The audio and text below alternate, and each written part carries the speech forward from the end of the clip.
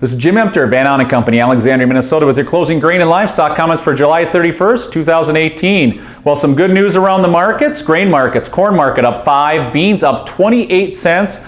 Chicago wheat up 7, Minneapolis up 5 to 7, Kansas City up 8 to 9. News around the market, some rumor mill kind of circulating around that the Chinese and the U.S. are trying to meet right now to decide how they're going to meet moving forward. So we'll kind of see what the details are as we work ahead, but really just kind of how they're going to set the course, both wanting to come to the table and see if they can get some trade deals worked out. This can go both ways. Great news today on the market, bringing optimism, but if things do not proceed and begin to work out, we can go the other way very quickly. So we're in a dynamic market. We're going to see a lot of ups and downs, and volatility is going to increase here for the time being from our vantage point.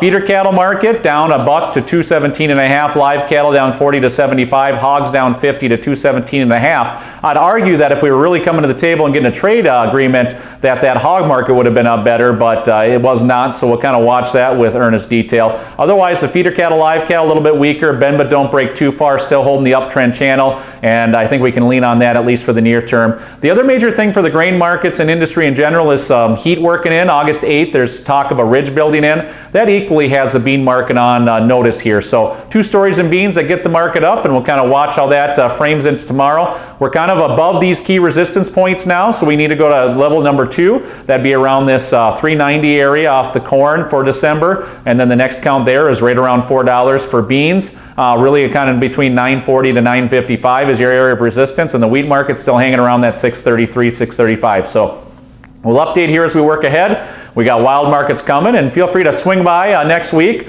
at Farm Fest. We'll be in booth 2111 and hope to see you there. This has been Jim Emter, Ahn Co, Alexandria, Minnesota. Trading in futures and options involves risk of loss and is not suitable for all producers. Past performance is not indicative of future results. This is a solicitation. Have a great afternoon.